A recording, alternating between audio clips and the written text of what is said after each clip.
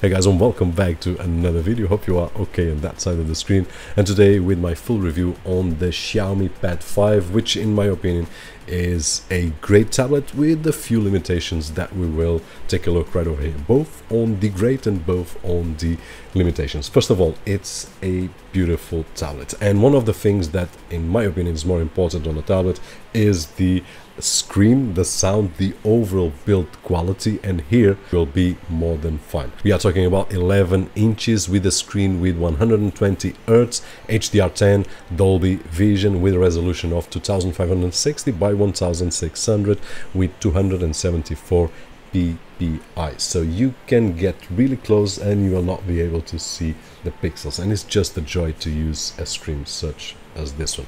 Also, the sound quality really awesome that comes out from these 4 speakers, 2 on each side, so really nice. In terms of performance, it's not shabby at all. It has a Snapdragon 860 with 6 GB of RAM, 128 gigs of storage. There is a version with 256, but this is the 128, and it also has 2 really nice cameras. The front-facing camera has 8 megapixels and it will record at 1080 30 frames per second, and the back camera will record at 13 megapixels up to 4K at 30 frames per second. This is the quality of the front-facing camera, just in case you want to see the image quality so that you can do a video call for your friends, your family. So this is the image quality that we can get out of the back camera on the Xiaomi Mi Pad 5, and in my opinion, audio, I'm not really sure, but regarding the image quality, it's more than enough to do a few interesting things in terms of recording video and editing. In terms of performance with these specs,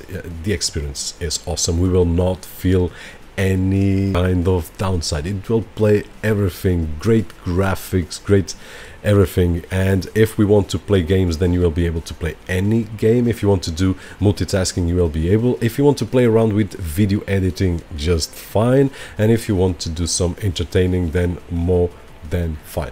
Now, starting with some games, I did try a few, one of which is the Genshin Impact. I did put it graphics on the maximum resolution because we want to enjoy this great screen right over here, and the experience is butter smooth. You will be able to play this kind of games, and probably this is one of the heaviest games on the Google Play Store at this moment, and it was just fine. If you are more on the PUBG mobile thing, then you can pair with your mouse and keyboard and things like that, which we'll talk in just a few moments, so you will have a lot of fun. Also, I did try with Asphalt 9, which is a game that will play on many other tablets, and of course right over here it's a really joy to play. On the other hand, if you want to go for multitasking, you will be able to split the screen in 2, and you can put 2 apps at once. Let's say you want to put a Word document plus YouTube, or a Word and browser, or Netflix and Word, so you can split in 2 and decide which app you want to do. Now, one of the things that I really love is video editing. Actually, I will once I finish to record this, but video editing on a go on a device such as this is a really joy.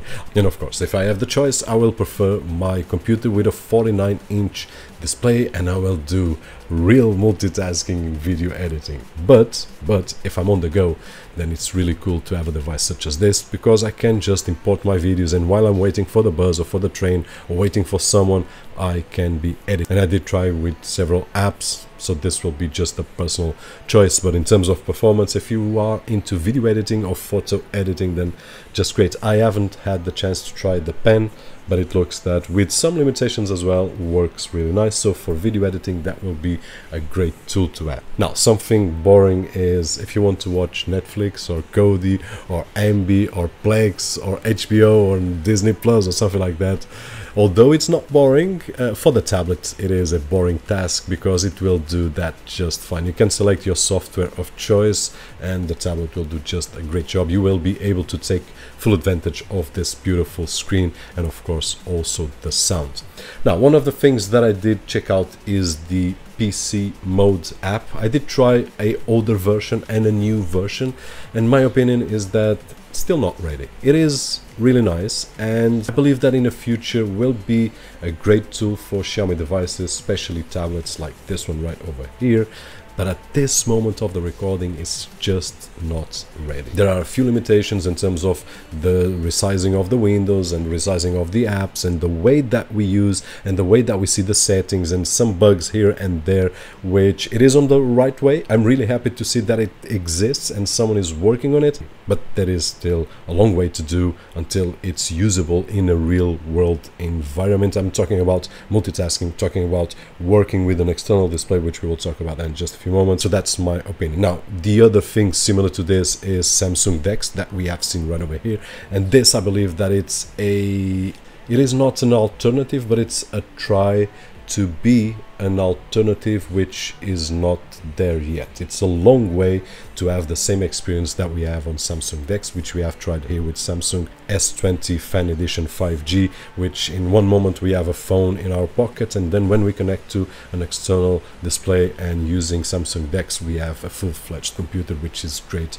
to use, a lot more mature, a lot more features, and less whatsoever. That makes a great experience, which we won't have at this moment right away. Nonetheless, I'm really happy once again to see the app exists, but at this moment I prefer to work like this for multitasking and even for real work, video editing or word editing and things like that, than using the PC mode. Now, one of the things that I really would love to see would be the native HDMI output, which doesn't exist. Now, yesterday, if you haven't watched the video, I'll post a link right over here.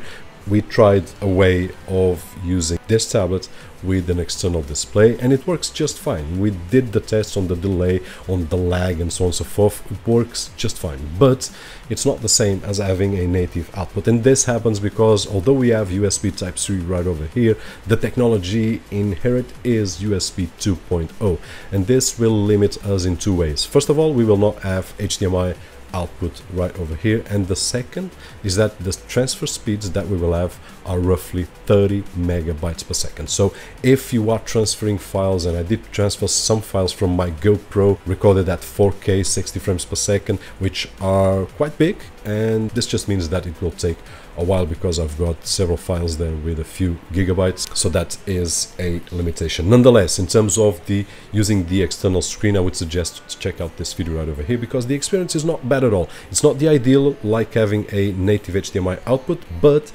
it's better than what I was expecting. Now, lastly, battery usage. It has a really nice battery of 8720 milliamp hours, and this translated to usage, it's very simple.